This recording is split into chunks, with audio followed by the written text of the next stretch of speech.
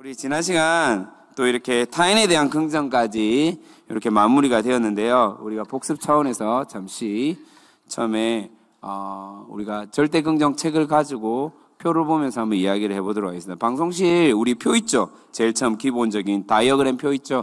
그거 있으면 한번 띄워주시고요. 기본적으로 절대 긍정이 하나님에 대한 긍정이라고 해서 5가지 긍정에 대한, 오중 긍정에 대한 이야기들을 우리가 제일 처음 했습니다. 첫 번째가 뭐였죠? 네, 자신에 대한, 나에 대한 긍정이죠. 두 번째는 타인, 나와 너. 그렇죠. 타인에 대한 긍정. 세 번째는 일과 사명에 대한, 오늘 할 겁니다. 예, 일과 사명에 대한 긍정이고, 네 번째는 뭐죠? 환경, 나에게 닥쳐진 환경, 예, 부분에 대한 긍정. 그리고 마지막, 예, 미래에 대한 긍정입니다. 그래서 이 5가지 영역을 어떻게 우리가 또 3가지의 구체적인 방안으로 훈련으로 할 것인가 해서 3가지가 나와 있습니다. 첫 번째가 무엇입니까? 긍정 언어입니다. 언어를 통해서 이제 결국은 사람을 살리고, 그렇죠, 소망의 말을 하고 영혼을 회복시키는 그런 어떤 훈련을 해야 된다는 것이고, 두 번째는 뭐죠? 감사입니다. 감사. 절대 감사죠. 감사. 예, 그래서 우리가 예수를 믿는다, 말로만 그냥 예수를 믿고 교회를 다닌다라는 게 아니라, 예수를 믿는 사람의 특징은 인생의 여정 가운데 절대 감사가 빠질 수 없다라는 것입니다. 이 예수를 안 믿는 사람들 절대 이해하지 못하는 것 같아요. 예, 우리가 무슨 일을 하든 항상 이렇게 감사의 고백이 넘친다라는 것입니다. 그렇죠, 여러분? 예, 이번에 지난주 금요일에도 잠시 설교를 했지만은, 우리가 지난 겨울 청소년 캠프가 끝나서 마지막에 아이들이 간증문도 적고 뭘 하냐면 봉투에다가 감사 제목을 적거든요. 예, 헌금이 얼마나 났냐면 2만 원 났거든요. 150명 헌금했는데 2만 원 났단 말이에요. 이해되세요? 그런데도 감사한 게 뭔 줄 아세요? 애들이 그 봉투에다가 빽빽하게 자기네 인생 가운데 처음으로 그 글들을 적어본 거예요. 그러니까 우리 조장님 만나게 해주셔서 감사, 우리 스태프들과 함께 캠프, 내가 하나님, 이런 친구들이 있어요. 자기가 뛰면서 찬양을 처음 해봤대요, 인생에. 이해되시면? 일어서서 손 들고 찬양을 처음 해봤다는 거예요. 그러니까 거기에 대해서 감사 제목을 막 적어본 거예요. 맨날 밥 투정하고 엄마가 해준 밥 맛없어 이랬는데, 거기서는 되게 꿀맛이거든요. 마트, 슈퍼마켓 이런 게 없어. 밥 빼고 먹을 게 없어. 그러니까 얼마나 맛있겠어요. 이해되십니까, 여러분? 볼 것도 없고 재미도 없으니까, 예, 밥도 진짜 맛있었고, 그래서 밥도 감사하고, 친구도 감사하고, 이렇게 또 캠프에 참석해서 말씀 듣게 하심도 감사하고, 찬양할 수 있게 한 것도 감사하고, 그런 감사 제목들을 적는다는 거예요. 예수를 진짜 만나고, 진짜 우리가 예수쟁이로 살아간다면, 이 감사가 빠지지 않는다는 겁니다. 아멘입니까? 그리고 마지막 뭐죠? 사랑 나눔입니다. 사랑 나눔. 우리가 사랑을 받은 자로서 그 사랑을 가지고 사랑의 마음을 가득 담아서 흘려보낸다는 거예요. 플로잉 한단 말이에요. 실제로 예전에는 예수를 제대로 만나고 예수의 은혜를 제대로 못 누렸을 때는 항상 나는 왜 안 주지? 왜 나에게는 뭐가 안 오지? 항상 이런 생각하는데, 어떻습니까? 지금은 흘려보내는, 나눠주는 그 기쁨이 크다는 것을 우리가 깨닫게 되지 않습니까? 안 그렇습니까, 여러분? 그래서 실제로 여러분 잘 보세요. 그냥 함께하는 교회 온 성도들은 다 알 거예요. 내가 큐티학교 해가지고 선물을 보통 이렇게 뭡니까? 셀원들이 다이아 하나씩 주고 금 1돈씩 주고 이렇게 받았죠, 여러분? 아, 받았어요? 기껏해야 양말 한 켤레, 그죠? 크림빵, 라면 5개, 한 봉다리 1+1, 이런 거 받았지 않습니까? 근데 그거 한 번 받고 어떻습니까? 평생 새 가족들 오면 선물 주고, 또 주고, 또 주고. 안 그렇습니까, 여러분? 내가 지금 잘못 낚였네, 지금. 와, 이런 생각 들지 않습니까? 아니죠, 여러분. 왜냐면 그 기쁨을 알거든요. 여러분이 그 기쁨을 맛봤다라는 거예요. 나와서 정말로 작은 것이지만은 그 나눌 때 이 영혼이 어떻게 회복되고 하나님 앞에서 다루어지는가에 대해서 엄청 그 기쁜 마음으로 나눠준다라는 거예요. 아니 그렇습니까, 여러분? 맞죠? 그 기쁨을 알지 않습니까? 그래서 진짜 예수를 만난 사람들은 흘려보내고 나누는 그 기쁨을 누구보다 알기에 아깝다는 생각을 가지고 있지 않다라는 거예요.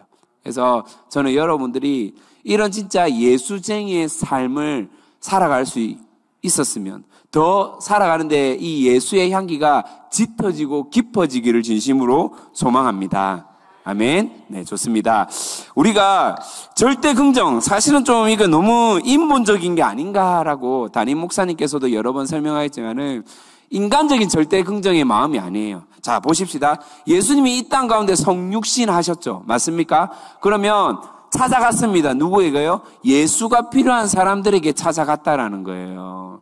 주로 찾아간 대상이 그 시대에 어떤 많은 소유를 누리고 내가 기득권층으로서 뭔가 행사하는 사람이 아니라 대부분 다 고아나 가부나 그렇죠? 대개 피지배층, 되게 나약하고 나름의 삶 가운데 엄청 피폐한 삶을 살아갔던 사람들에게 찾아가셔서 근데 예수님이 단 한 번도 네 직장 왜 그래?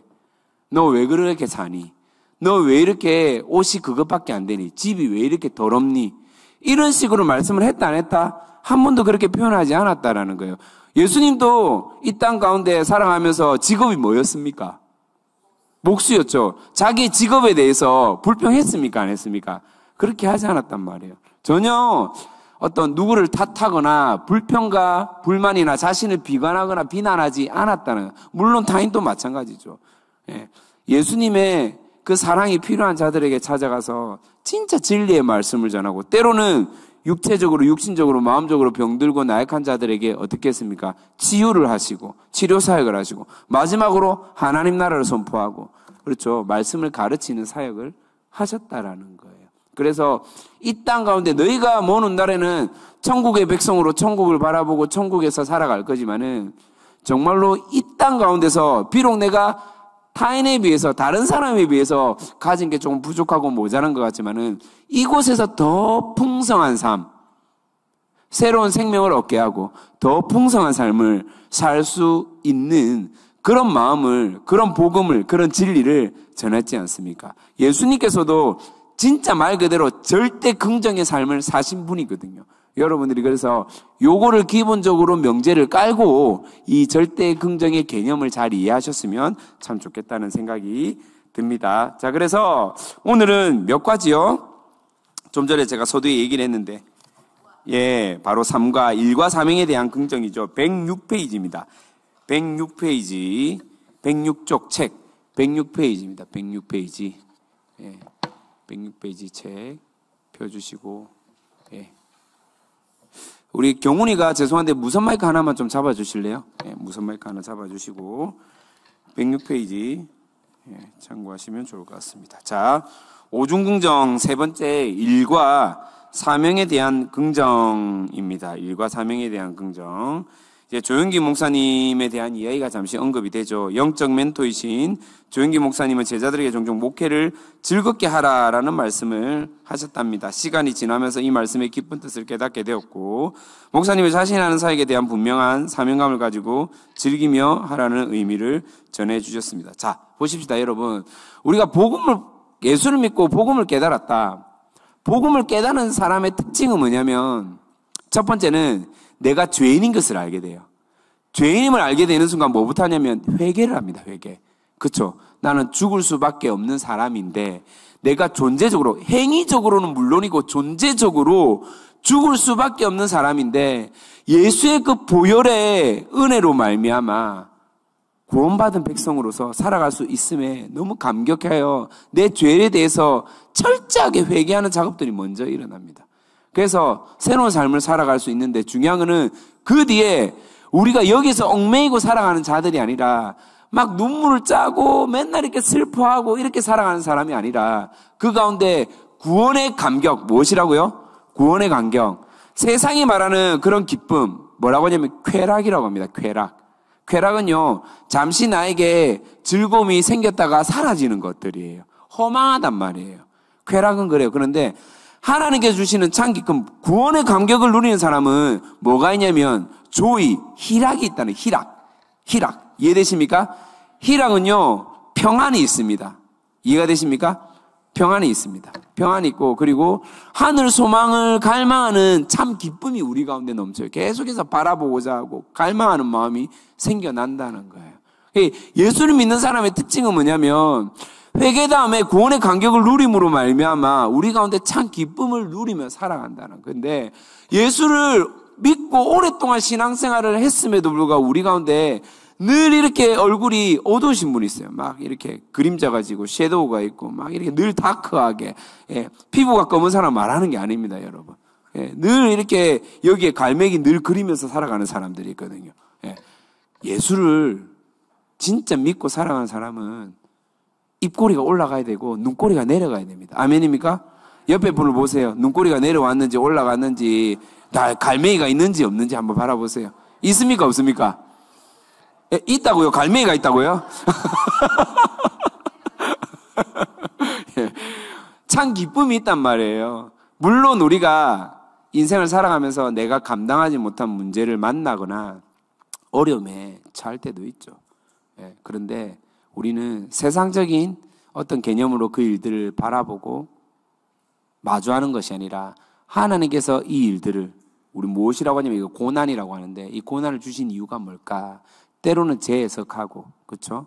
그리고 그것들에 대해서 하나님의 섭리를 인정하고 다시 그것들을 바라보면서 희락으로 다시 여길 수 있는 그런 믿음의 자녀들이 바로 예수쟁이라는 겁니다. 무슨 말을 하냐면 함께하는 교회가 참 이상한데 그죠? 되게 뭐 빡센 교회다 이상한 소문이 났더라고요.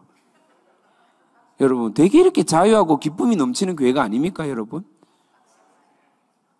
대답 소리가 왜 이렇죠 여러분? 제가 어제 우리 함께하는 교회 섬기다가 이제 남편의 직장 때문에 목포로 가게 된 우리 최승희 유일 부부를 이렇게 뭐 신방 아닌 신방 차원에서 목포를 갔다 왔거든요. 만나러. 예, 목포. 밥이 맛있어요. 만나러 갔는데 이게 무슨 말을 하고 싶냐면 이 친구들 있잖아요. 참으로 이렇게 기쁜 마음으로 또 교회를 섬기고 열심히 살고 그렇게 했지 않습니까? 그런데 그곳에서도 동일하게 예수를 만난 사람으로서 처음에는 좀 낯설고 어렵고 힘들 수도 있는데 좀 받아들이기 힘든 상황일 수도 있는데 그곳에서 아주 즐겁게 또 인정을 하고 받아들이고 막 이렇게 지금 그 남편은 늘 이 바다에서 일하거든요. 너무 고생스럽단 말이에요. 예. 근데 티를 하나도 안 내고 또 가족이 옴으로써 사실 더 힘들어졌다 하더라고요. 예. 아내랑 아이들이 없을 때 되게 자유했는데 옴으로 말하면 매일 집에 들어가야 되는 왜냐면 왕복 출퇴근이 120km라 하더라고요. 자기가 일하는 직장과 집까지 왔다 갔다 하는데 자기가 가는 데가 무안, 목포 바로 인근이고 일터는 신안, 섬 있는 데 있거든요. 천사섬. 그쪽까지 120km 매일 왔다 갔다. 그러니까 아내가 목포로 안 왔을 때 부산에 있을 때는 자기가 그냥 신안섬에 기숙사도 있고 거기서 그냥 살면 되는데 괜히 와가지고 그런 마음을 가진 게 아니라 기쁨으로 나를 위해서 또 아내가 오고 아이들이 온 것에 대해서 아주 기쁨으로 받아들이고 그렇게 잘 살아가고 있더라고요. 무슨 말이냐면 예수쟁이에게는 불평과 불만을 가지면 한도 끝도 없겠지만은 정말로 예수쟁이는 이것에 대해서 소중함을 알고 그렇죠? 하나님께서 붙여주신 이유를 알고 시간과 사람과 환경에 대해서 정확하게 그것들을 하나님의 관점으로 받아들이고 기쁨으로 섬긴다라는 거예요. 특별히 이 친구가 일을 하는데 너무나 힘들지만은 자신 막 꿈이 생겼다고 비전이 생겼다고 막 말하더라고요. 그게 무슨 꿈이냐, 그게 무슨 해서 이제 아버지의 직장을 받아가 뭘 하고 하길래 제가 얘기했거든요. 네 3년 뒤에 10대부 이사의 꿈을 가져라. 그래서 10대 이사는 어떻게 해야 됩니까? 이렇게 하면 된다. 그래서 많은 금액을 후원하면 이사가 될 수 있다. 제가 이렇게 얘기를 했거든요. 목사님 감사합니다. 제가 3년 안에 그 꿈을 한번 이뤄보겠습니다. 막 이렇게 또 얘기하더라고요. 그래서 제가 아멘 했습니다. 자, 그래서 우스갯소리 같지만은 그 일에 대해서 기쁨으로 받아들이고 인정할 수 있는 그리고 하나님께 감사할 수 있는 그런 사람이라는 거예요. 그래서 우리 가운데 기쁨과 감사가 흘러 넘쳤으면 참 좋겠다는 생각을 해봅니다. 자, 실명은 장애가 아니라 사명의 도구다. 요거 한번 단락까지 한번 읽어보실래요? 경훈 형제. 107페이지입니다.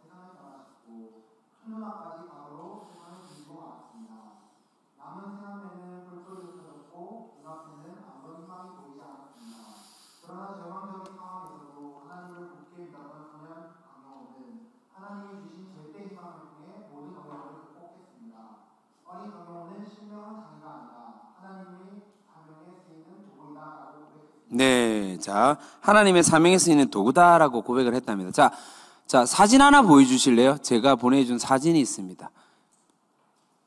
아니요. 예. 누군지 아시겠어요? 누군지 아시겠어요? 예?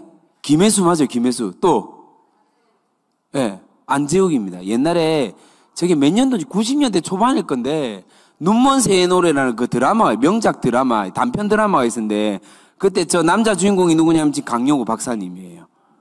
제가 본 기억이 있어요. 너무 감동 깊게 봐가지고 있는데, 오늘 딱 이 책에 강영우 박사 이야기가 나오길래, 그럼 이 강영우 박사님 어떤 사람이냐? 궁금합니까? 궁금해요? 그래서 제가 말하는 것보다 친절한 영상이 있어서 하나 준비했습니다. 보겠습니다. 준비되었습니까? 예, 레디, 큐.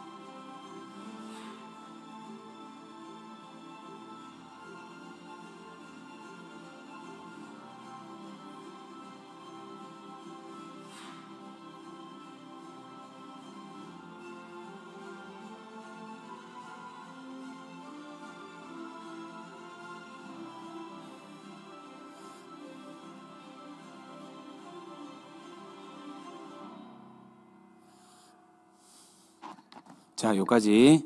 자, 보십시다, 여러분.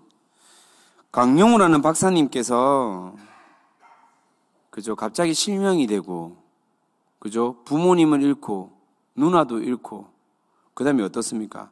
전에 소년 가장이 됐는데 그냥 소년 가장이 아니에요. 그죠?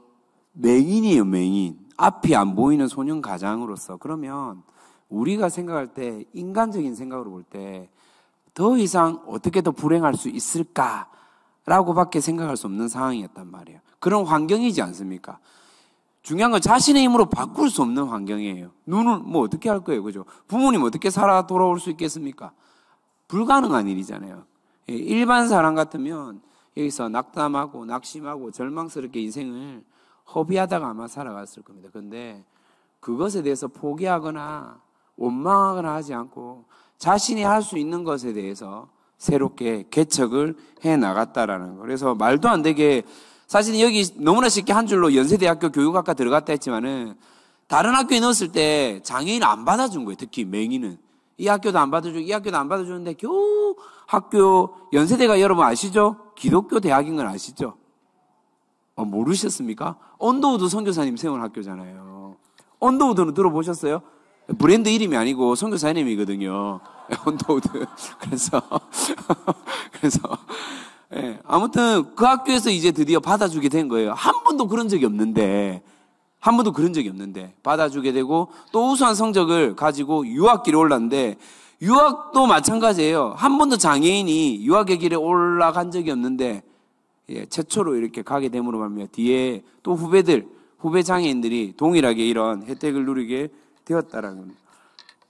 그리고 더 놀라운 사실은 한국인, 미국으로 이민 간 한국인 중에 가장 최고의 자리에까지 이렇게 정치를 했던 사람이 되었어요.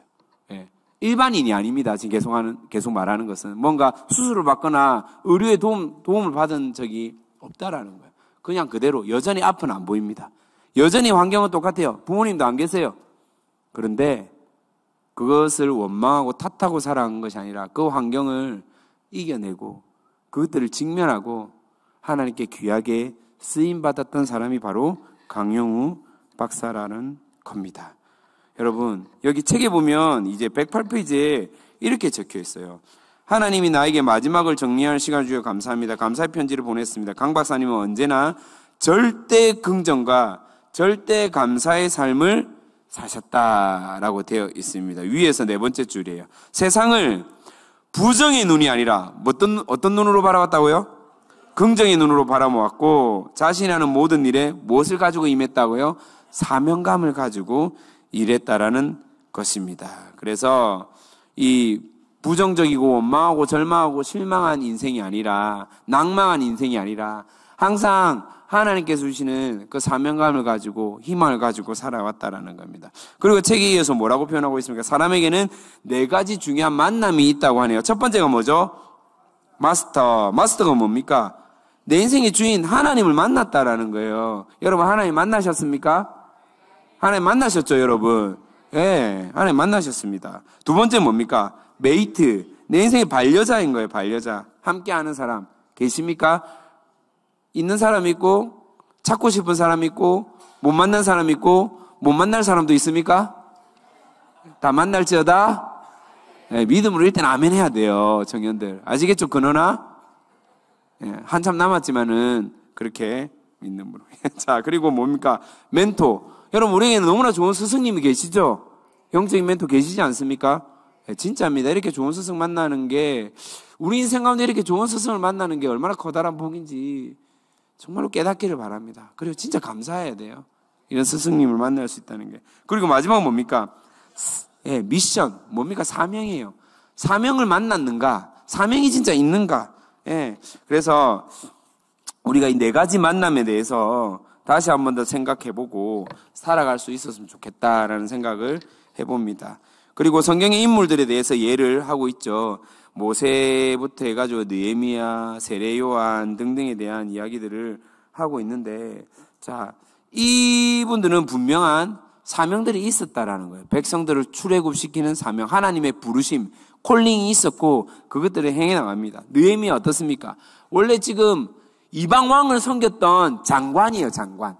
그런데 왕 앞에서 눈물 흘리고 금식하고 기도했더니 왕이 오히려 걱정을 하게 되고, 무슨 고민이 있니? 하지만 내 고향이, 내 민족과 나라가 지금 황폐해져서 성벽이 없어가지고 고통 중에 있습니다. 왕이 보내주는 거예요. 조서를 꾸며가지고 만사 통과할 수 있도록.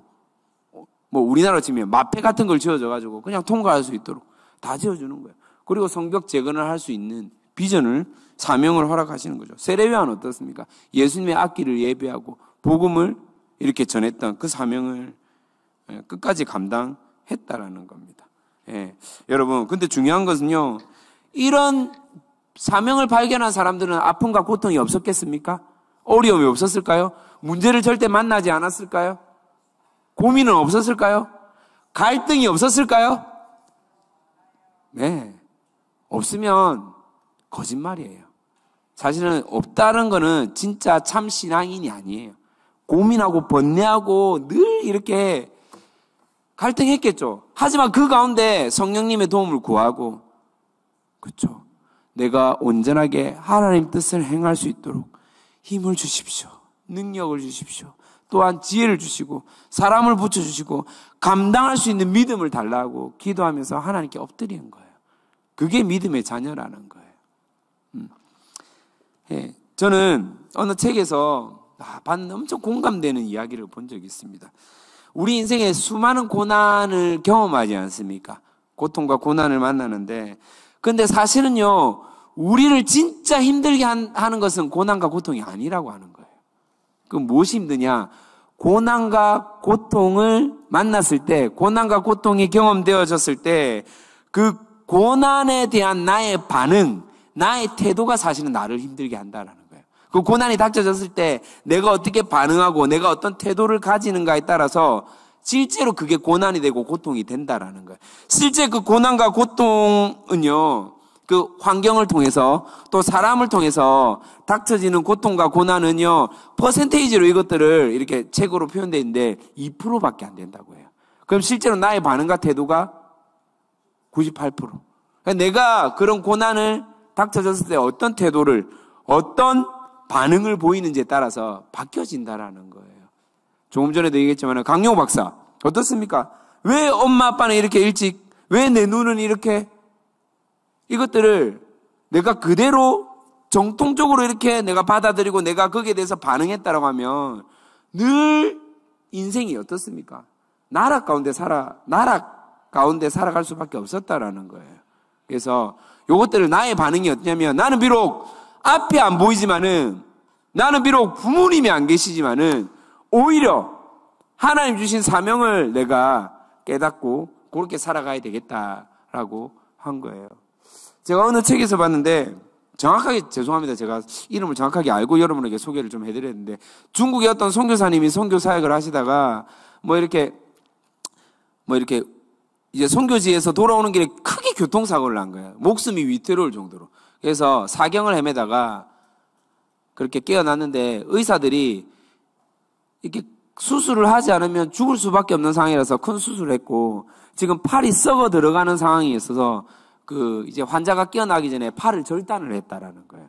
그런데 이 선교사님이 깨어났을 때 불평과 불만보다도, 하나님, 이때까지 내 건강한 팔을 하나님 위해서 쓸 수 있게 해주셔서 감사합니다. 지금이라도 이 팔을 가져가셔서 감사합니다라고 고백했다는 거예요.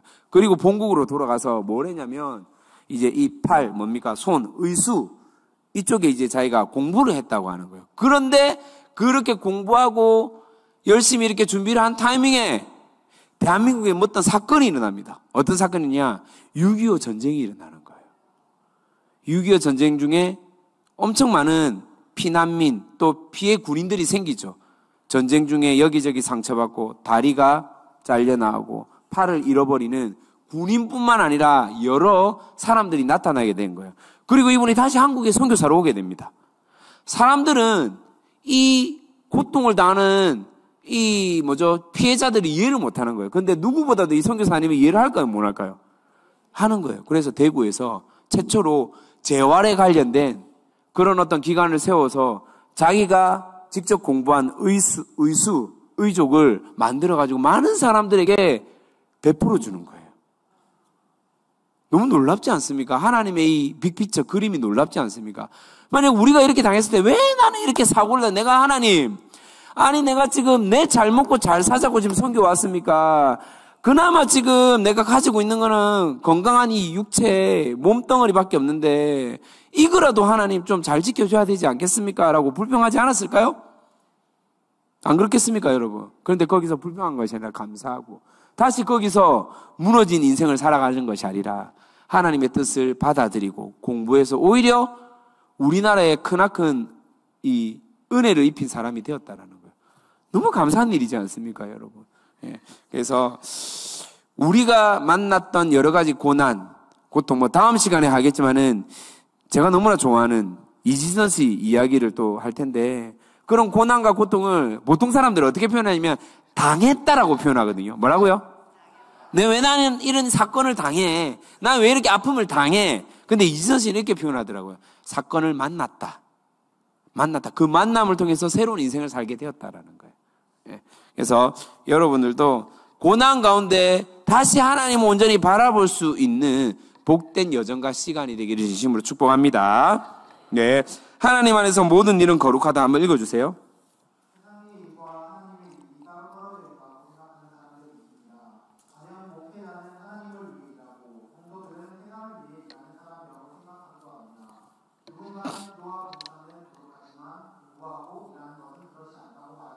자, 여기까지. 자, 보십시다.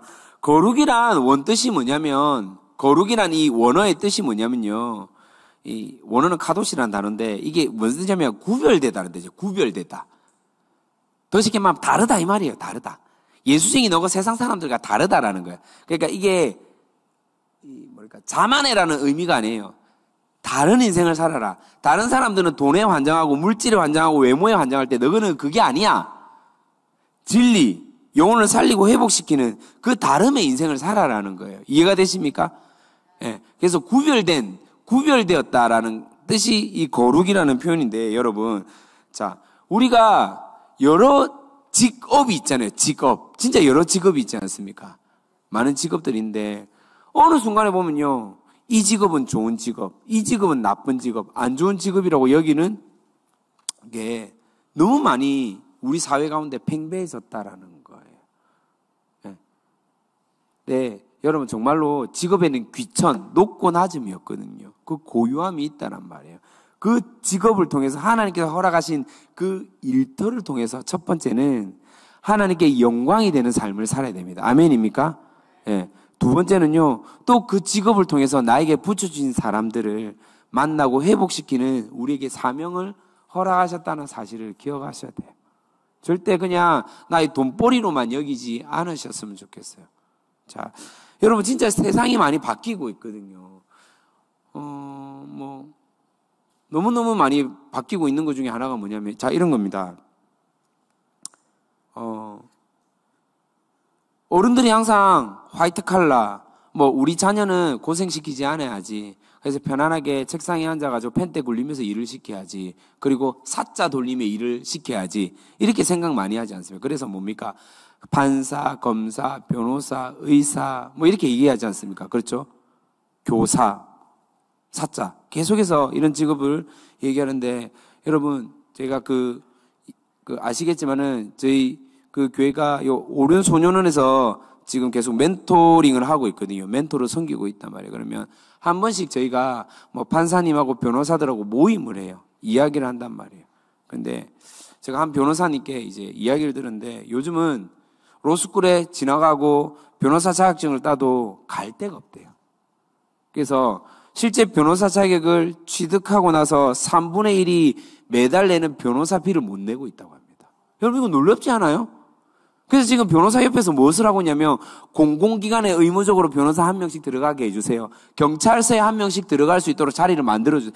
이런 일을 지금 준비하고 있는 거예요. 왜 그렇겠습니까?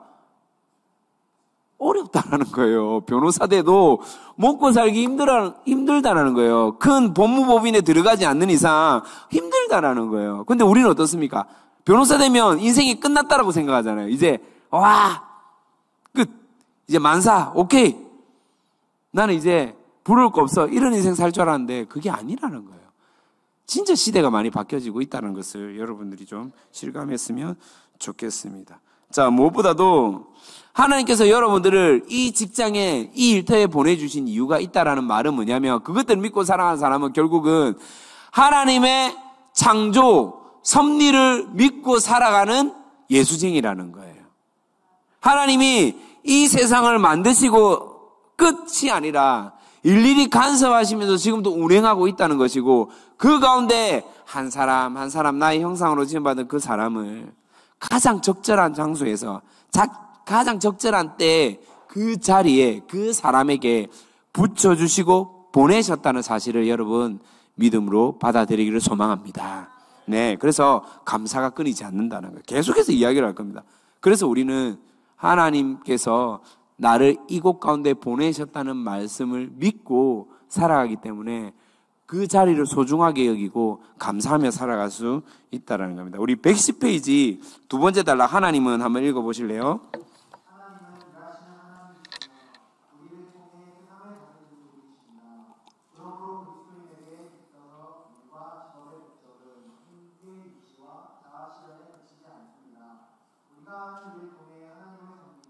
일 번 여기 밑줄 쫙 긋고 1 이렇게 적으시면 됩니다. 두 번째 섬기고, 그 다음에 이웃을 사랑하고 2번. 그렇죠? 계속 읽어주세요.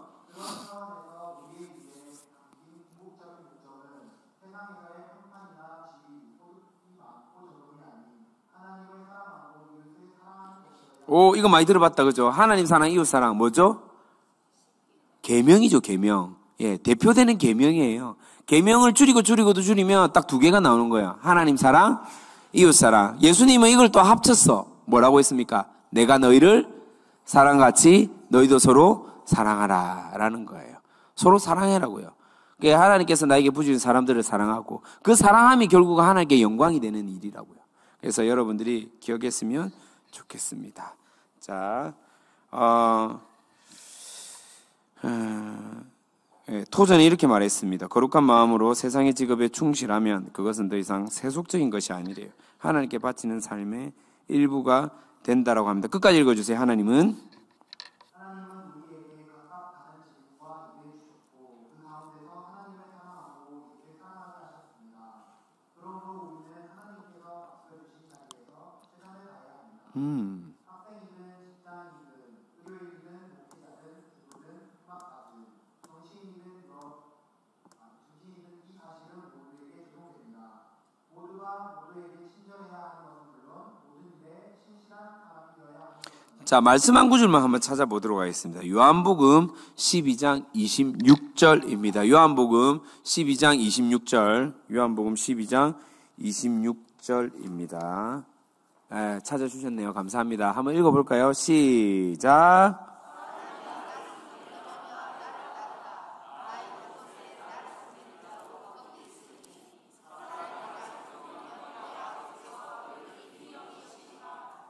이따가 한 번 더 읽을 건데요. 결국은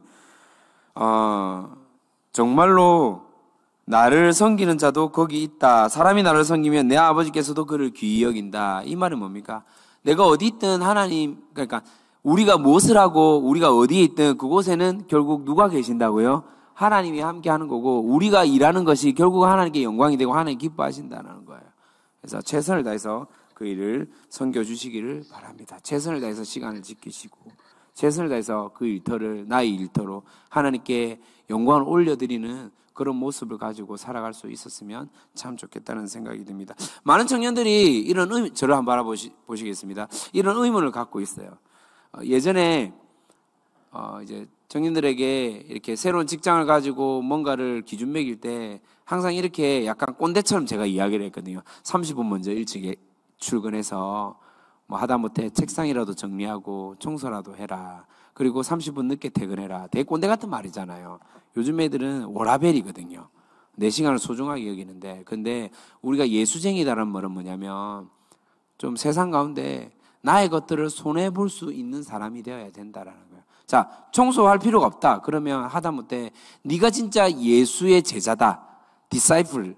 그러니까 무슨 말이냐면 내가 정말로 증인된 삶을 살고 싶고 제자로서 삶을 살고 싶으면 일찍 가서 그 사람의 자리에 앉아서 기도해라고. 복을 달라고 기도해라고. 무슨 말이냐면 자기 자리가 있잖아요. 자기 직상 자리가 있고 옆에 동료, 상사의 자리가 있을 거 아니에요. 그럼 일찍 출근해서 아침에 일찍 가서 그 자리에 앉아서 하나님, 이 자리에 앉아있는 우리 팀장님을 위해서 기도합니다. 이 자리에 앉았을 때 선한 마음을 주시고 이해되십니까? 정말로 맡기신 일을 잘 처리할 수 있도록 도와주시고 급한 일 생겨나가지 않도록 도와주시고 함께 이 일터에서 아름답게 맡은 일들을 잘 감당할 수 있도록 필요하다면 복음이 이 팀장님께 전해질 수 있도록 주님 도와주십시오. 그렇게 기도를 해라. 돌아가면서 제가 이렇게 이야기를 했거든요. 그게 무슨 말을 하고 싶냐면 우리가 하나님이 나에게 맡기셨다라는 것은 뭐냐면 자 보통 우리 팀장님들, 셀장님들 아실 텐데 영혼을 맡길 때 우리의 경험도 중요하죠. 우리가 뭔가를 공부해서 나눠주려고 하는 것도 중요하죠. 그런데 가장 중요한 것은 따라하겠다. 영혼을 하나님 손에 올려드리는 것. 뭐라고요? 올려드리는 것. 맡기는 것이 가장 중요해요. 그게 통로예요. 이해되십니까? 이게 가장 중요한 거예요. 이걸 절대 놓치면 안 돼요. 무슨 말이에요? 이걸 하지 않는다. 그러면 생명력이 없는 거예요. 예수쟁이가 가장 갖고 있는 최고의 우리 아이들 표현의 아이템은 뭐냐면 하나님께 영혼을 올려드리는 것. 두 글자로 결국 이걸 무엇이라고 하죠? 전도입니까? 뭐라고 하죠? 도자는 맞는데 기도죠. 기도하는 거예요. 기도하는 거예요. 맡겨드리는 것. 이 영혼을 도와주십시오. 이 영혼과 함께 해주십시오. 이 팀장님과 이 친구와 이 누구누구와 주님 좀 붙들어 주십시오. 복음을 받아들일 영혼입니다. 나와 함께 하나님 나라를 이루어갈 사람입니다. 라고 전해야 될 책임이 우리 가운데 맡겨졌다라는 거예요. 그게 우리의 사명이라는 거. 잊어버리시면 안 됩니다. 자, 직부심이 있어야 된다. 자, 신조 같은데 한번 읽어보도록 하겠습니다. 경훈님. 심리학자들은 어떤 일을 할 때 그 일에 대한 생산성과 효율성을 높이는 가장 좋은 마음이 자부심이라고 말합니다. 직부심은 직업에 대한 분명의식과 자부심을 뜻합니다. 같은 일이라도 내가 어떻게 생각하느냐에 따라서 그 일에 대한 마음가짐이 달라집니다. 마음가짐이 달라진답니다. 그러니까 자부심과 직업이 합쳐져서 지금 신조어가 나온 거죠. 직부심. 우리 가운데 직부심이 있어야 되는 거예요. 직업에 대한 귀천이 없기 때문에 하나님이 나에게 보내주신 직업이라 여기면서 그 직부심을 가지고 살아가야 된다라고 지금 이제 저자는 이야기를 하고 있습니다. 내가 그 자리에서 청소를 하든 음식을 하든 고된 일을 하든 막노동을 하든 우리 부산말로 까대기를 치든 박스 나르는 거 알죠, 여러분? 예, 그런 일을 하든 또 가만히 앉아서 뭔가를 연구하고 또 다른 무슨 일을 하든 또 어떤 사람은 뭡니까? 뭐 어르신들을 돌보는 일을 하고 운전을 하든 그 일 가운데 하나님이 나에게 맡기셨고 보내셨다라는 뭐가 있어야 된다고요? 직부심이 있어야 된다고요. 직부심. 직업에 대한 자부심. 직업 소명이 있어야 된다라는 거예요. 그래서 여러분들이 그것들을 계속해서 기억을 하셨으면 좋겠습니다. 자, 112페이지, 122페이지 보는데 우리가 그 직부심을 강조하고 강화하기 위해서 필요한 게 뭐냐면, 이제 두 번째 단락이죠. 이렇게 표현되어 있습니다. 체력 단련을 할 때 같은 동작을 여러 번 반복하면 민첩성과 유연성이 만들어집니다. 운동선수라면 민첩하게 움직이고 유연하게 동작해야만 근육의 탄력으로 좋은 성적을 얻을 수 있습니다. 같은 동작을 여러 번 반복하는 훈련은 지루하고 많은 시간과 체력을 요구하지만 이러한 반복 훈련을 통해 얻는 결과는 아주 유익하기에 필수적이래요. 그러니까 우리가 좀 지루하고 이렇게까지 해야 되나? 매일 이렇게 해야 되나? 라는 생각이 있을 수 있지만은 꾸준하게 그 자리를 섬겨나가는 것, 꾸준하게 그 일을 감당해내는 것, 남들이 하기 싫지만은 내가 꾸준하게 쓰레기통을 비우는 것, 꾸준하게 내가 종이컵 정리를 하는 것, 그걸 뭐라 그러죠? 탕비실 같은 거 정리하기 싫잖아요, 보통. 그런 거 꾸준하게 분리수거하고 요렇게 하는 거, 꾸준하게 사람들이 싫어하는데 화장실에 냄새 많이 나는 내가 한 달에 한 번씩 내가 방향제를 이렇게 바꾸는 것, 그런 것들이 사실은요 알게 모르게 선한 영향력을 발휘한다라는 거예요. 제가 그러니까 이제 처음에는 재밌게 즐겁게 했는데 지금은 살려고 하는 운동이 하나 있습니다. 수영이라는 운동을 하고 있는데 정말 안 하면 죽을 것 같더라고요. 그래서 수영을 하는데 이제 초반에 수영을 배울 때는 무엇을 죽어라 시키냐면 발차기를 진짜 죽어라 시키거든요. 그러니까 상체를 이 밖으로 나와가지고 하체를 그 물에 가다가지고 발차기를 이렇게 100번씩 막 10세트를 시켜요. 그런데 막상 수영을 하다 보면 안 나가. 막 몸에 가라앉고 물에 가라앉고 막 그렇게 하는데 계속해서 또 선생님은 수영 선생님은 계속해서 또 발차기를 강조를 해요. 어느 순간에 그게 완전 이제 몸에 딱 빼기는 순간 수영을 하다 보면 나도 모르게 이 발차기가 자동차로 치면 엑셀레이터거든요. 그러니까 밟으면 쑥 나가지 않습니까? 발차기가 그런 거랑 똑같거든요, 수영을 할 때. 그러다 보니까 지금은 어떻게 하냐면 팔 한 번에 발을 막 이렇게 많이 하는데 지금은 제가 나름대로 여유가 있으니까 팔 한 번에 발 한 번 꽝, 팔 한 번에 발 한 번 꽝 이렇게도 수영을 한단 말이에요. 뭐냐면 그 반복적인 훈련을 꾸준하게 통과하고 난 뒤에 이제는 이런 부분에 대해서 나름대로 여유 있게 유연성을 가지고 할 수 있게 되었다라는 거예요. 그 사람들이 이제 뭐 수영한 지 얼마 안 된 사람들이 보면 되게 신기하거든요. 자기네들 죽어라 발차기 하는데 앞으로 안 나가고 쪼르르 가라앉는데 제가 수영할 때는 발차기 그냥 한번 쿵 이렇게 하거든요. 진짜 발 한번 쿵 이렇게 안 한단 말이에요. 그러니까 마찬가지예요. 여러분 지금 막 하는 것들이 반복하는 것들이 때로는 지겹고 힘들고 너무 귀찮고 그렇게 여겨질 때가 있는데 하나님이 우리를 또 다루어 가시는 과정이라고 여러분들이 좀 생각을 하시고 받아들일 수 있었으면 참 좋겠다라는 생각이 듭니다. 자, 그래서 지금 이제 113페이지 보면요, 상단에 보면 이제 112페이지 마지막 줄부터 사도 바울은 골로새 교회 성도들에게 보낸 편지에 무슨 일을 하든지 마음을 다하여 주께 하듯 열심으로 똑같이 성실하게 사람에게 하듯 하지 말라. 골로새서 3장 23절. 골로새서 3장 23절 무슨 말씀인지 아십니까? 한번 찾아가 볼까요? 혹시 준비되어 있습니까? 무슨 일을 하든지 마음을 다하여 주께 하듯 하고 사람에게 하듯 하지 말라. 한번 읽어볼까요? 시작.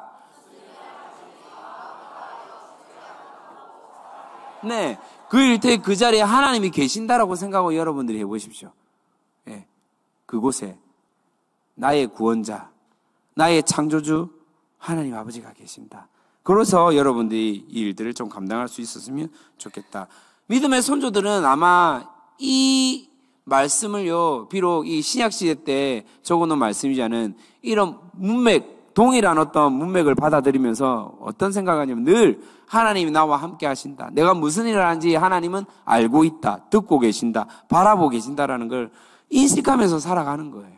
그렇죠? 그러다 보니까 내가 비록 포로로 잡혀갔지만은 다니엘처럼 그곳에 늘 하나님을 향해서 예배를 드리고 늘 하나님을 생각하면서 살아간다라는 것입니다. 우리도 동일하게 우리가 어디에 있든 시 공간을 초월하시는 하나님, 아멘입니까 여러분?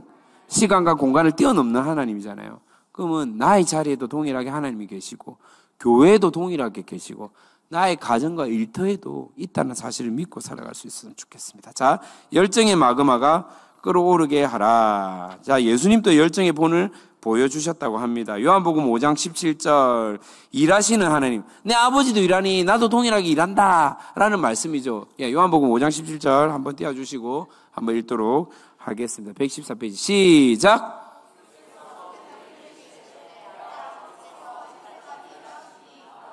자, 지금 누구의 말씀이에요? 예수님의 말씀이라니까요. 예수님도 자기의 맡은 사명 일에 대해서 소홀하지 않았다라는 거예요. 아버지도 여전히 창조하시고 멈춘 게 아니라 그 운행하시고 하나님의 섭리 가운데 계속해서 지금 책임지고 바라보고 있고 또 하나님의 간섭하신 가운데 일하고 있다라는 거예요. 예수님도 동일하게 보내신 아버지의 뜻을 따라서 이 사명을 감당하고 있다라는 거예요. 예.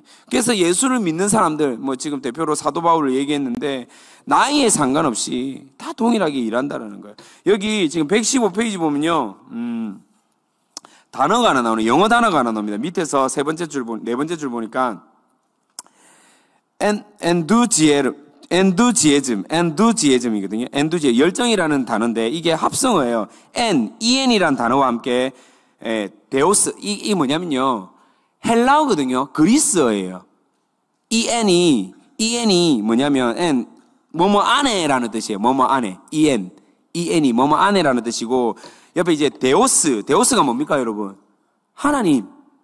그럼 합성어 하면 뭐 어떻게 돼요? 합체하면 뭐가 돼요? 하나님 안에. 이해됩니까?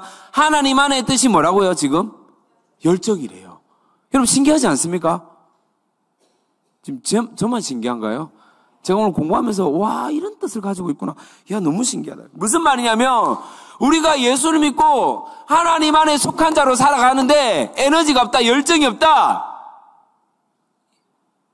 이 무슨 뜻이에요? 네. 가짜란 말이에요, 가짜. 제가 말하는 거는 진짜 몸이 아프고 내가 지금 어느 정도 뭐 크나큰 충격을 받고 해서 좀 에너지가 없다. 이런 것과 지금 말을 달리하는 게 좀 오해하지 않기를 바랍니다. 예수를 믿는데 내 안에 그 복음에 대한 열망, 하나님을 더 알아가고자 하는 그 열망, 그리스도를 닮아가고자 하는 그 열망이 없다. 여러분, 그건 진짜 참 예수를 만난 게 아니에요.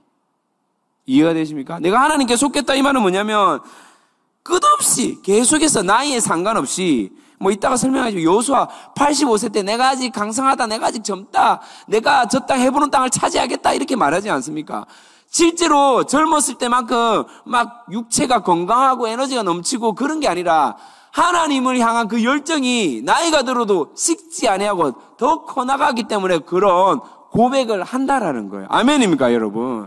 네. 그래서 여러분들이 이 열정을 가지고 있다 이 말은 뭐냐면 내가 하나님 안에 속해 있다. 하나님 안에 속해 있는 사람은 곧 뭐다고요? 열정이 넘친다라는 거예요. 더 배우고 싶고 더 알아가고 싶고 더 예배하고 싶고 그런 마음이 우리 안에 있는 게 사실은 정상이라는 거예요. 아멘입니까, 여러분? 예. 지극히 정상이에요. 지극히 정상.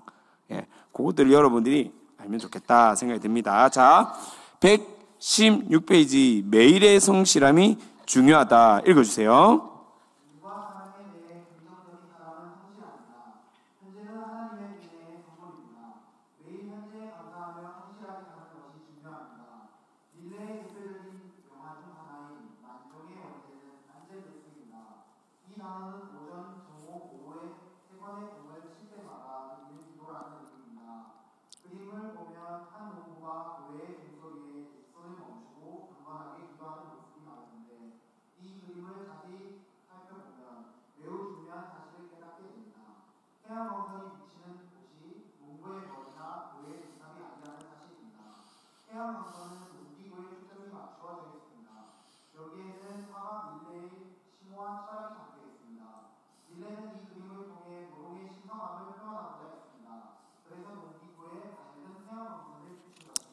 네, 사실 제가 이거 자료를 찾고 컴퓨터에 저장해놓고 보여드리려고 했는데 아무리 제 눈에 볼 때는 햇볕이 농기구에 비치는 걸 못 보겠더라고요. 그래서 이게 혹시 저자가 잘못 봤나 이런 생각이 들어서 근데 훨씬 뭐 저보다 미리 검증하고 맞죠? 사료를 찾아가지고 말했으니까 근데 저랑 같이 여러분이 또 의심하거나 또 내가 거짓 정보를 보여줄까봐 그림이 이럴 때는 안 보는 게 낫거든요. 그냥 믿음으로 그냥 그렇다 여기면 됩니다. 아멘. 이해됩니까? 아멘. 이해되죠? 그냥 그랬다 이렇게 얘기하시면 될 것 같습니다. 자, 노동은 거룩합니다. 세상에서 가장 행복한 사람은 즐거운 마음으로 땀을 흘려 일하는 사람입니다. 자, 보세요. 여러분, 이게 자, 제가 지금 갑자기 여러분에게 알려드리고 싶어서 창세기 2장 15절 한번 보도록 하겠습니다. 창세기 2장 15절. 방송실 정말 대단합니다. 우리 공경란 간사님 감사합니다. 한번 읽어볼까요? 시작.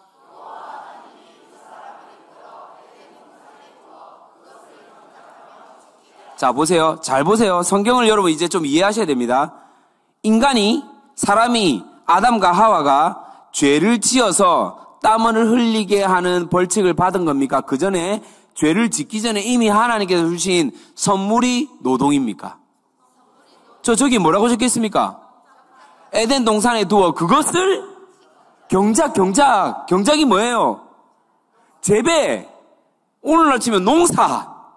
이해됩니까? 배추 심고 씨 뿌리고 경작하는 거예요. 경작. 이미 죄 짓기 전에 에덴 동산을 우리에게 하나님께서 맡기셨잖아요. 그렇죠? 선물로 주셨다고요. 경작하는 은혜, 노동하는 은혜를 우리에게 허락하셨다고요. 아멘입니까, 여러분? 진짜 그래서 성경을 진짜 우리가 제대로 알아야 된다라는 거예요. 잘 모르시는 분들은 인간이 저주를 받아가지고 땀을 흘리는 노동에 저주를 받았다 이렇게 얘기하는데 절대 아닙니다, 여러분. 오해하시면 절대 안 돼요. 그래서 뭐냐면 우리가 정말로 신성한 노동의 은혜를 받은 사람이다라는 것을 기억했으면 좋겠습니다. 그래서 함께 일하는 것. 너희에게 명한 것 같이 조용히 자기 일을 하고 너희 손으로 일하기를 힘쓰라라고 하나님께서 또 말씀을 하고 계시죠. 그리고 이제 어떻습니까? 잠언에서 오른쪽에 보면 117페이지. 게으른 자여 게이미에게서 가서 그가 하는 것을 보고 지혜를 얻으라. 게이미는 두룡도 없고 감독자도 없고 통치자도 없으되 먹을 것을 여름 동안에 예비하며 추수 때 양식을 모으느니라 라고 되어 있습니다. 자, 그 다음에 보면 어떤 내용이 나냐면 영국의 신 조셉 키플링에 대한 이야기가 나와요. 나라를 위해 충성을 다하는 것은 별다른 것이 아니라 보이는 연장을 잡아 눈앞에 있는 작은 일에 최선을 다하는 것이래요. 최선을 다해요. 자기 일에, 자신이 맡은 자리에 그 자리에서 최선을 다하는 게 가장 나라를 위해 충성하는 일이에요. 자, 저를 보십시다. 혹시 실수로 안창호 선생님 아십니까? 도산 안창호 선생님. 우리 의사죠, 의사. 독립의사. 그쵸? 예. 이분이 이제 막 이렇게 여기저기 돌아다니면서 우리나라의 그 독립을 위해서 엄청나게 많은 운동을 했는데 한 번은 미국에 건너가서 거기서 독립 자금을 모으고 또 그곳에서 어떤 외교 정책을 통하여서 독립에 대한 지금 우리나라가 처한 그 고통과 아픔을 막 이야기하면서 도움을 청하려고 했거든요. 근데 딱 미국에 갔을 때 한인타운, 즉 한인들이 모여 사는 그 동네에 딱 도착했는데 우리나라 사람들이 왕따를 당하는 거예요. 그러니까 왕따를 당하는 걸 보니까 마음이 아프지 않습니까? 그래서 이유를 찾아본 거예요. 이유가 뭐냐면 미국인의 문화, 즉 서양의 문화와 한국인의 문화가 너무 다른 거예요.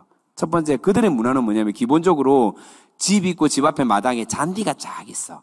잔디를 늘 정리하고 항상 유리창에는 예쁜 커튼이 있어서 그렇죠. 그 유리창 커튼으로 이렇게 관리가 되는데 우리나라 사람 집을 가니까 유리창도 다 깨져 있고 커튼도 없고 잔디는 완전 뭐 나중에 그걸 가지고 뭘 하려는지 모르겠는데 뭐 소 꼴을 먹이려고 기르고 있는 건지 엉망진창이 돼 있는 거예요. 그래서 도산 안창호 선생이 무엇을 했냐면 처음에 잔디 깎기 기계를 샀다고 하는 거예요. 그리고 1,000원을 사가지고 집집마다 돌아다니면서 커튼을 다 달아주는 거예요. 진짜로 다른 일을 한 게 아니고 몸으로 실제로 잔디 깎고 커튼 달아주고 잔디 깎고 커튼 달아주고 한국인들이 왕따 당했는데 그 동네 미국인 유지가 유지 알죠? 예, 유지가 한국인한테 말하는 거예요. 야, 혹시 너희 나라에서 리더십이 건너왔니? 이 질문하는 거예요. 왜? 뭔가 바뀌었다라는 거예요, 지금. 그러니까 한국 사람들이 맞다고 지금 한국에 지금 리더자가 왔다고. 근데 그때 안창호 선생 나이가 몇 살인 줄 압니까? 26살이래요. 26살. 지민아 너 몇 살이니? 29이구나. 그래, 26살 없으세요, 여기? 너 26살이야? 와, 26살에 미국에 건너가서 잔디 깎고 커튼을 치고. 그치? 그래, 리더가 되었어. 교회에서도 여기 뒤에 풀이 많이 자랐거든. 좀 이렇게 좀 치고, 알겠지? 유리창에 좀 이렇게 청소도 하고, 리더가 될 거야. 할렐루야. 자, 연우야, 고마워. 자, 무슨 말 하고 싶냐면, 이 유지가 너무 궁금하니까요, 그 사람 한번 만나게 해달라 한 거예요. 그래서 도산 안창호 선생이 미국인의 유지들을 만나가지고, 한국에 또 이야기를 막 하는 거예요. 그래서 보니까, 뭐가 필요하냐? 독립자금이 필요하다. 그래서 미국인들이 독립자금을 대줘요. 실제로 대주고. 안창호 선생님이 또 얘기를 합니다. 이제 제일 중요한 오늘 내용과 관련된 얘기. 무슨 얘기냐? 한국인들이 그때 당시에 가장 많이 했던 잡이 뭐였을까요? 잡. 뭐였을까요? 미국인들은 힘들고 고된 일을 안 했거든요. 그때 당시에 제일 많이 그 캘리포니아 지역에 따뜻한 그 서쪽 지역에 뭐가 많이 자랐냐면 서남쪽 지역에 오렌지 농장이 제일 많았어요. 그럼 오렌지 따는 일을 주로 누가 했을까요? 예. 아시아인들이 제일 많았어요. 뭐 인도 사람, 중국 사람, 한국 사람.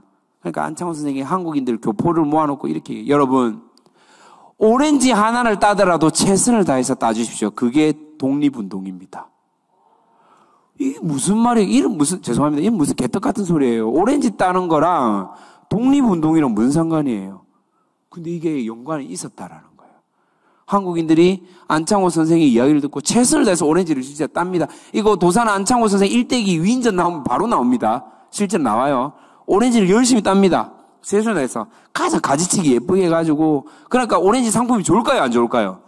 기스도 안 나고 예쁜 오렌지가 따겠죠. 그러니까 농장주가, 한국인을 고용한 농장주가 오렌지 수확물이 너무 잘 나오는 거예요. 그러니까 중국인, 인도인, 다른 아시아인을 쓰던 농장주가 한국인이 너무 잘하니까, 지난주일날 뭡니까? 유한을 강사가 얘기하더만요. 바나나 니 좀 잘하네. 니 나한테 스카웃막 제이 들어오듯이 이해됩니까? 무슨 말인지? 그것처럼 통일하게 한국인을 서로 데려가려고 하는 거예요. 그러니까 어떻습니까? 원래 주급이 $20 되던 게 얼마 받는 거예요? 20.5달러, 21달러, 22달러. 이해되죠? 실제로 그런 일이 일어나더라는 거예요. 오렌지 하나 예쁘게 땄는데 월급이 늘어나. 할렐루야. 그러니까 남는 돈으로 뭐 할까요?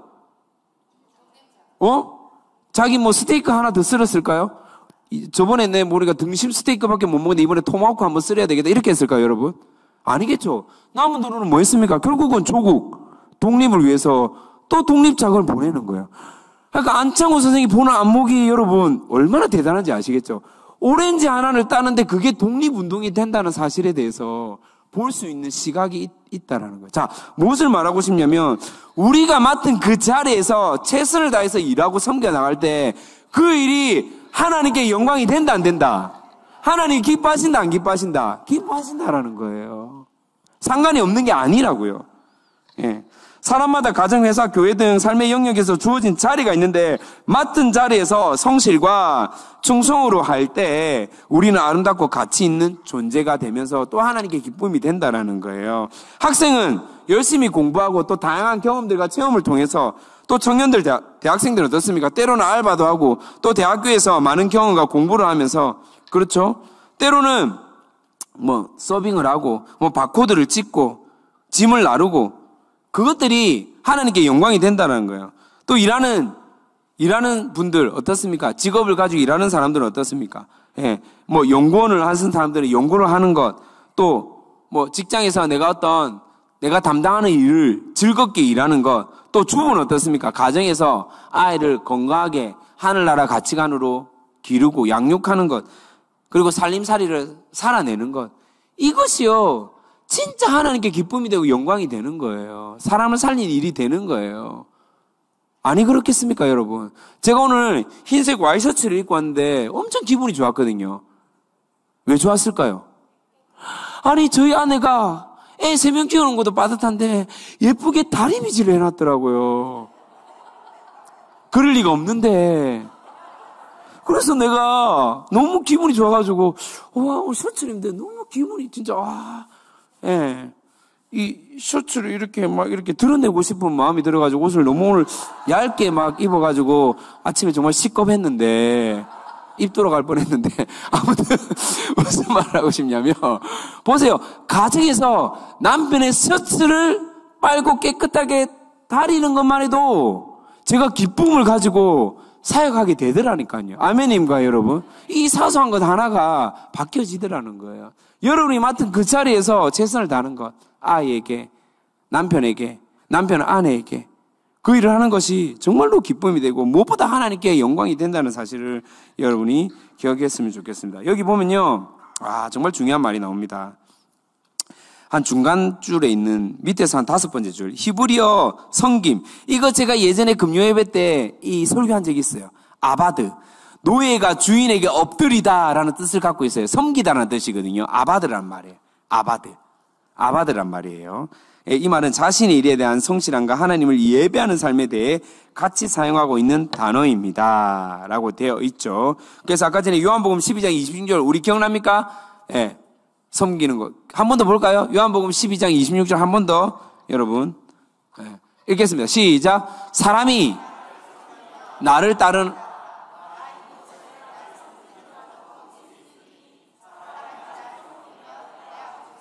예. 왜냐하면 나를 섬기는 것이 사실은 예배하는 것이거든요. 이해됩니까? 무슨 말이지? 섬긴다라는 그 예배의 어원이 섬긴다라는 말이에요. 예배의 어원이 섬긴다. 아바드라는 말이 예배라는 뜻을 갖고 있단 말이에요. 종이 주인에게 엎드리다, 굴복하다라는 뜻을 갖고 있는 게 예배라는 단어예요.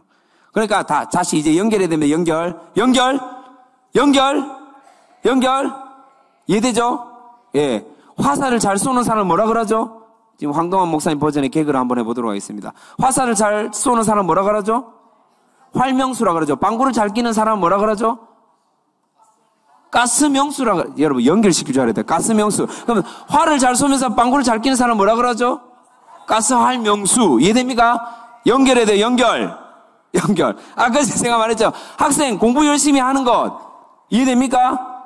직장 일 열심히 하는 것. 주부 가정에서 열심히 아이를 기르고 살림살이를 잘하는 것, 대학생활 열심히 하고 맡긴 공부, 또 아르바이트 열심히 하는 것, 그것이 하나님께 영광이 되는 게 이제 연결해 봅시다. 아바드가 섬긴다라는 뜻이고 원 언어가 섬긴다는데 지금 무슨 단어로 쓰인다고 그랬죠? 예배. 그럼 여러분이 맡은 그 자리에서 열심히 하는 게 결국은 뭐라고요? 예배라는 거예요. 할렐루야. 권사님들이 열심히 식당에서 음식을 만들고 섬기는 게 그게 뭐라고요? 예배라는 거예요. 우리 셀 돌아가면서 교회 청소하는 거 그게 뭐라고요? 예배라는 거예요. 할렐루야. 기억하셔야 돼요, 여러분. 따로따로 생각하시면 안 돼요. 다 예배라고, 예배. 하나님께 기쁨이 되고 영광을 올려드리는 예배라는 거예요. 자, 우리는 죽기 전까지 평생 뭐다? 사명자다. 한번 따라해서 주님 오실 때까지. 주님 부르실 때까지. 다시 한번 더. 주님 오실 때까지. 주님 부르실 때까지 우리는 사명자예요. 아멘입니까? 볼펜이 있어요. 볼펜이면서 사명은 뭐예요? 잉크 다 될 때까지 쓰이는 거예요. 그게 사명이에요. 맞습니까, 여러분? 그렇지 않습니까? 지금 조명이 있어, 조명. 조명 보자. 이 조명 중에 사명이 다한 조명이 있습니까? 사명이 다한 조명이 저거 아닌가? 있나요? 없습니까? 예. 사명이 다한 조명이 있을 거예요. 이제 교회가 좀 돼가지고 사명이 다한 조명이 있단 말이에요. 그쵸? 이제 7년째 돼가지고. 예. 사명이에요, 사명. 자기가 빛을 다발하고 사라지는 게 사명이라고요. 예. 목사님 늘 얘기하잖아요. 이 물 안에 있는 물은 사명이 다하는 게 뭐라고요? 먹힘을 당하는 게 사명이라고요. 목마른 자에게 먹힘을 당하는 것. 갈증을 느끼고 있는 사람에게. 진짜 제가 평신도 때 이게 참 부럽더라고요. 설교하다가 참 여유있게 물 한 잔 딱 마시는 게, 와, 저거 참, 죄송합니다. 참 간지난다. 예, 예, 네, 그렇습니다. 사명이에요, 사명. 이 물은 먹힘을 당하는 게 사명. 이해되시죠? 그래서 사명, 우리도 마찬가지예요. 하나님 앞에 쓰임 받다가 하나님 부르실 때 가는 것. 그게 사명이에요. 여러분 기억하셔야 돼요. 예. 악기가 소리가 다 내어지고 나서 나머지 다 이제 닳아지고 더 이상 소리를 못 낼 때 그게 사명이에요. 자, 보십시다. 119페이지에 보면 여러 성경 인물들이 나옵니다. 아브라함부터 모세, 갈렙, 그쵸? 예. 이분들은 나이가 대체적으로 어떻습니까? 많아요. 오늘날로 쳐도 많아요. 자, 한번 따라해봅시다. 사명은 나이와 상관없습니다. 배경과 상관없습니다. 따라하세요. 출신과 상관없습니다. 외모와 상관없습니다. 내가 가진 소유와 상관없습니다. 상관이 있다 없다? 없어요. 사명자는요, 여기에 굴하지 않고 끝까지 하나님 부르실 때까지, 주님 오실 때까지 감당한다라는 겁니다. 제가 참 존경하는 목회자는 아닌데 대부분의 목회자들이 이분한테 절대 말을 못 놓고 목회자보다 더 목회자 같은 분이라 여기면서 목회자가 아닌데도 불구하고 한 번씩 이분에게 목사님이라고도 말하고 막 그러는 분이 계세요. 우리 교회 왔다가 설교 1시간 반 줬는데 3시간 설교하고 옷을 집어던지고 물병 2병 마시고 했던 분이 계시거든요. 예, 김용희 성에서 아시죠? 설교 끝나고 내려와가지고 진짜 쓰러지기 일부 직전에 엘리베이터 그 딱 붙잡고 덜덜 팔이 덜덜 떨리다라지 그 모습이 생각이 납니다. 예, 70이 넘으셔가지고. 예. 여러분, 그런 설교는요, 일반 교회에서 못합니다. 함께하는 교회라서 하는 거예요. 그 말씀을 받아들이는 자세와 태도가 되어 있기 때문에 그런 복음적인 말씀을 전할 수 있다라는 거예요. 우리가 그래서 복된 사람들이, 아멘입니까, 여러분? 진짜 감사해요. 그때 한 사람도 자리를 뜨고 일어나지 않았거든요. 너무 신기하더라고요. 너무 신기했어요. 예.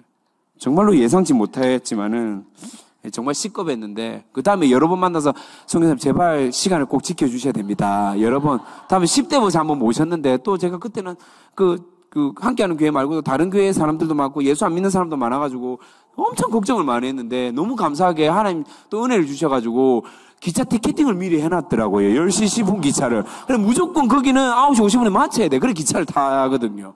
너무 감사했어요, 그때. 와. 하나님 그렇게 그런 적이 있는데 제가 왜 이분 이야기를 지금 하려고 하냐면 제가 이분을 2006년도에 처음 만났거든요. 2006년도에 20대 때 처음 만났는데 그때 백스코에서 어게인 1907이라고 밤새도록 하는 집회가 있었어요. 예, 어게인 평양 그 대붕운동 100주년 기념해서 백스코를 빌려가지고 그때 뭐 제발 5,000명만 오게 해주세요 했는데 저희가 2만 명이 왔거든요. 완전 난리 나서. 다른 도시 그 100주년 기념 집회 다 지금 망하고 일 텐데, 우리 부산만 완전 대박 나가지고, 다른 도시도 도와주고 막 그랬던 그때 강사로 제가 그날 처음 뵀거든요. 와, 너무 진국인 거예요. 예. 그때도 똑같았거든요. 그때 반해가지고, 그 다음 해인가, 그 다음 해인가 또 몇 년 뒤에, 뭐 아시는 분 알겠지만, 해운대 또 연합 집회 때 와가지고, 가방 백팩 메고, 설교문을 이렇게 설교를 하시는데, 그때 비가 억수같이, 그때 함께하는 게 청년부가 200명인가 스텝으로 참석했거든요. 혹시 있습니까? 이 스텝 하셨던 분 있어요? 아, 있네. 몇 명 있네. 그죠? 예, 장난 아니에요. 그때 김용희 선교사님, 그 성경책도 그 성경책 아직 갖고 있다 하더라고요. 읽지는 못하고. 예. 그때 보고, 와, 이분 진짜 진국이다. 그리고 몇 년 뒤에 부종교에 오신 거예요. 제가 그때 뭐 스텝으로 있다가 선교사님 바깥에서 복도에서 맞닥뜨렸는데 제가 너무 감격스러워가지고 제가 뭐라고 얘기했냐면, 선교사님, 아니 제가 10여 년 전에 백숙구에서도 뵙고 해운대에서도 뵀는데 오늘 또 말씀을 듣는데, 아니 선교사님 어떻게 그 열정이 식지 않고 더 뜨거워지고 더 이렇게 진해지십니까? 정말 대단합니다. 제가 너무 감격스러워가지고 막 이 얘기를 하는데, 이분이 너무 저를 당하게 만드는 거예요.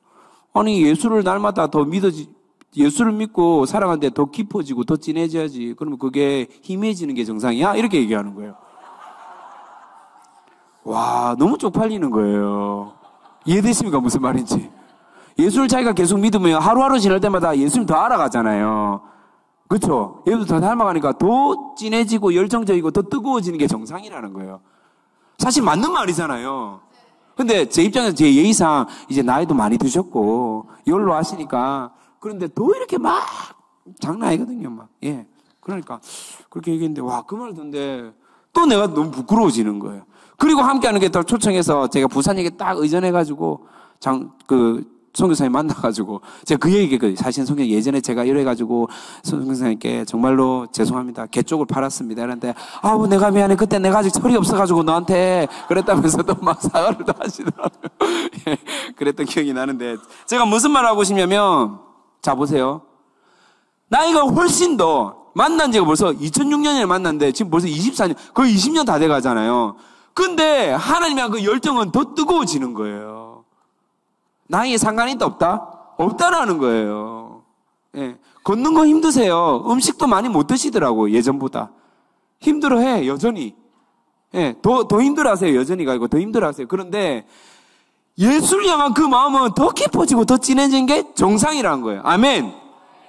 저는 어디서 이거 볼 수 있냐면, 우리 권사님을 보면 알아요. 식당을 섬기실 때 아무도 힘든 내색을 안 하고 정말로 기쁨으로 교회를 섬기시고, 교회에서 많은 일들을 해 나가는데, 진짜 불평 안 하시고, 예. 우리 목사님, 그죠?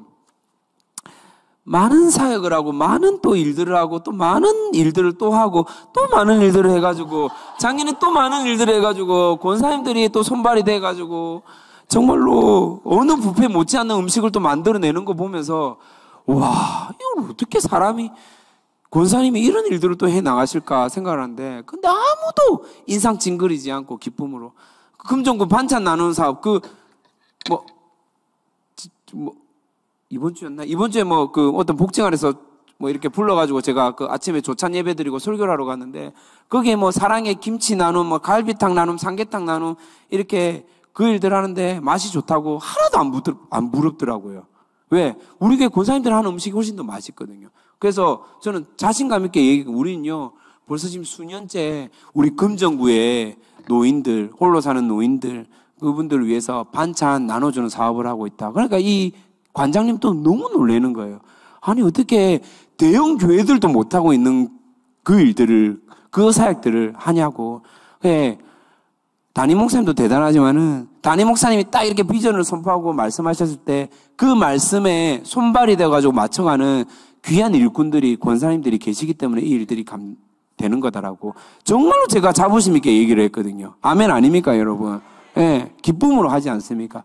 그래서 무슨 말씀을 드리고 싶냐면, 나이에 상관없다라는 거예요. 예.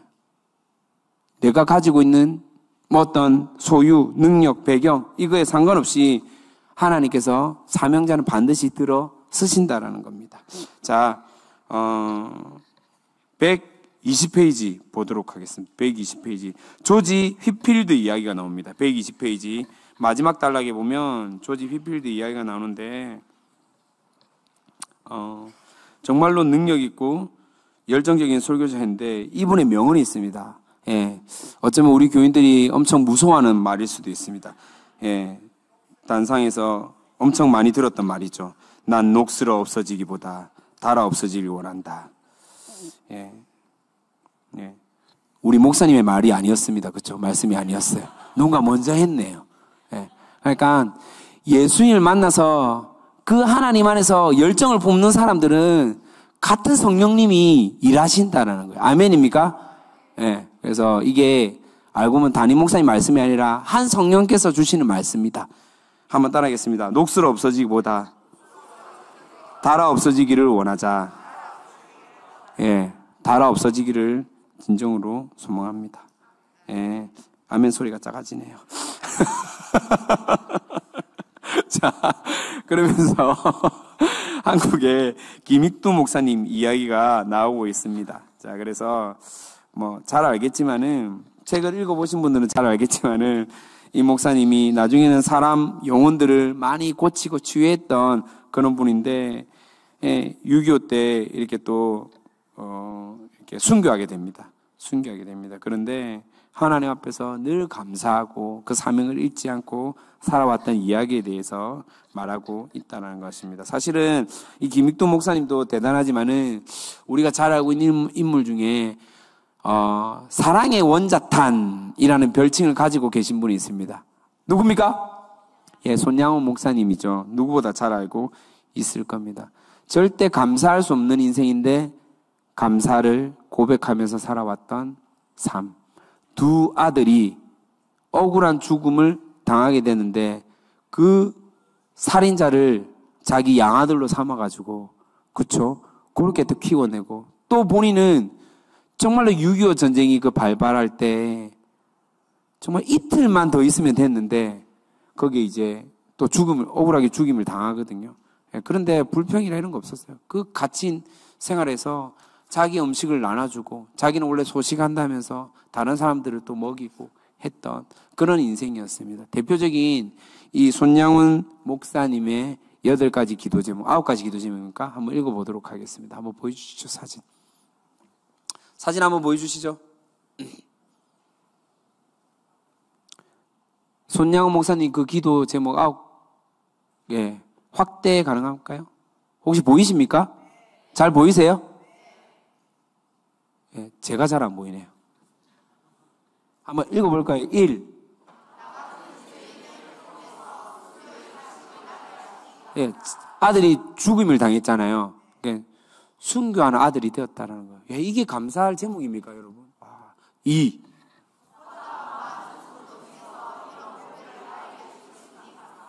3.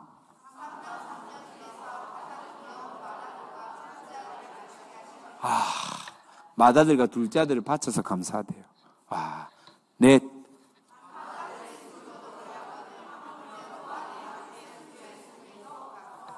저 같으면 저 억울해서 못 살 것 같아요. 예, 진짜로. 이게 뭡니까, 하나님? 얼마나 원망하고 그거 했을까? 5.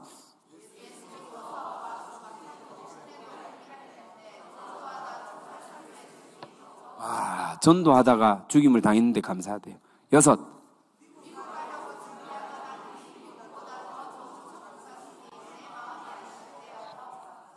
여러분 이게 그냥 형식으로 말하는 것 같습니까? 아니에요. 진짜 믿음의 고백이고 진심인 거예요. 7.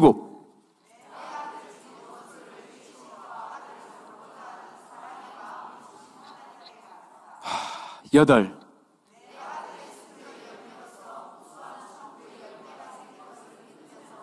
마지막 9.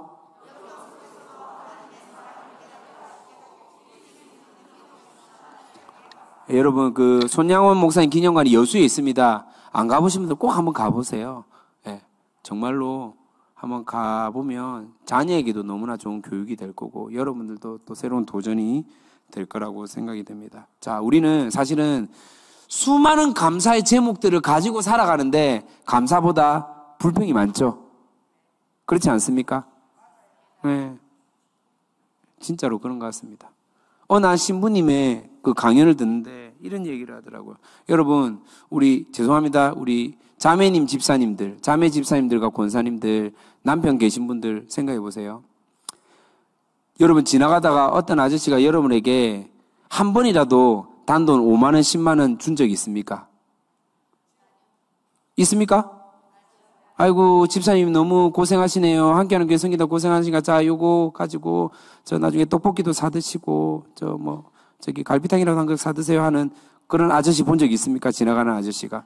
근데 매달 내랑 같이 살고 있는 남편은 200만 원, 300만 원, 400만 원 월급을 꼬박꼬박 챙겨주는데 우리는 감사보다도 어떻습니까? 이게 통장은 스쳐 지나.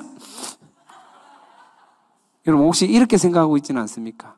예. 그러면서 불평과 불만을 남편에게 쏟아내지는 않냐 이 말이죠. 그렇지 않습니까, 여러분?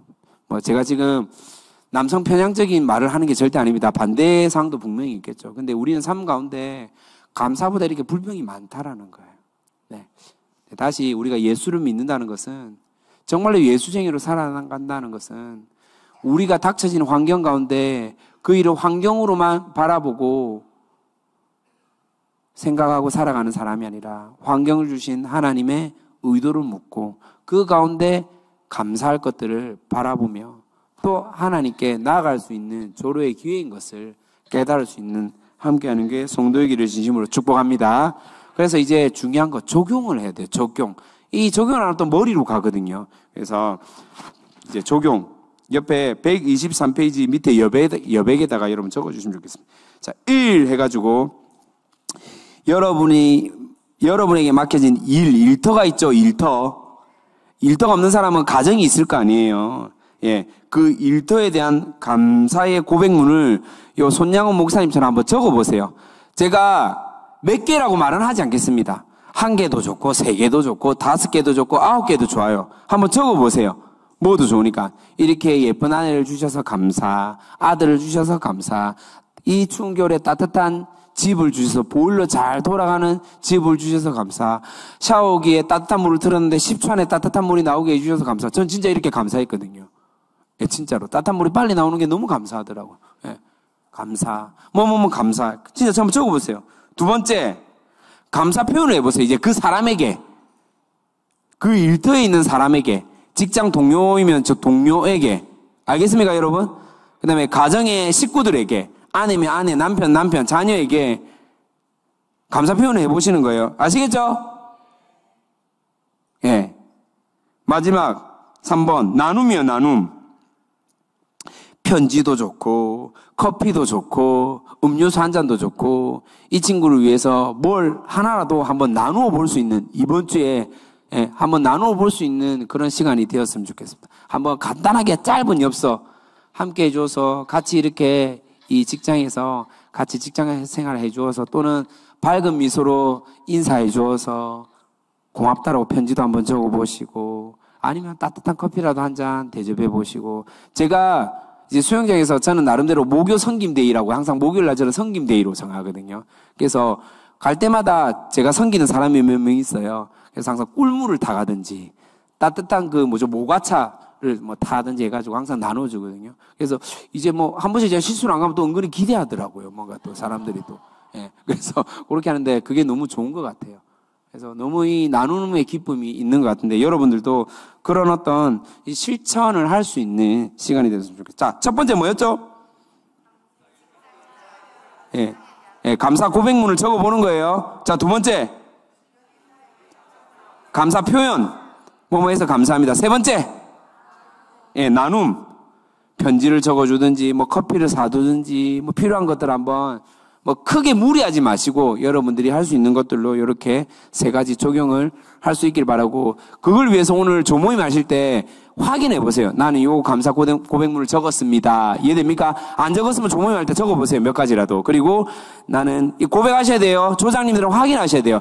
나는 누구에게 내일, 아니면 모레, 아니면 이번 주에 이렇게 감사 표현을 해보겠습니다. 연습해 보는 거예요. 아멘? 아시겠죠? 마지막 3번째, 편지를 한번 적어보겠습니다. 이렇게 해보는 겁니다. 이해되십니까? 요게 사실은요, 관계 전도예요, 사실은. 요렇게 하는 거예요. 그렇게 실천할 수 있기를 바랍니다. 제가 한번 기도하겠습니다. 좋으신 하나님 아버지 감사합니다. 하나님께서 주신 우리에게 허락된 이 하늘 소망의 축복을 가지고 우리의 삶 가운데 하나님과 그리스도의 절대 긍정의 사고를 실천하며 살아갈 수 있는 귀한 마음밭을 허락해 주시니 감사합니다. 우리가 예수쟁인데 이렇게 감사할 줄 몰랐고, 우리가 예수쟁인데 이렇게 희락의 기쁨을 몰랐고, 우리가 예수쟁인데 삶의 일터에서 하나님을 온전하게 예배 드리지 못했던 우리의 모습들을 돌이키며 회개하오니 다시 주님 앞에서 온전한 예배자의 삶, 절대 긍정을 가지고 주님을 알아가고 그리스도를 닮아가는 주님의 성도로 삼아 주시옵소서. 특별히 구별된 함께하는 교회 성도로 부르셨사오니 주님 오실 때까지, 주님이 부르실 때까지 이 사명 감당할 수 있도록 은혜를 더하여 주시옵소서. 믿고 감사드리며 예수님의 이름으로 기도합니다. 아멘. 수고하셨습니다.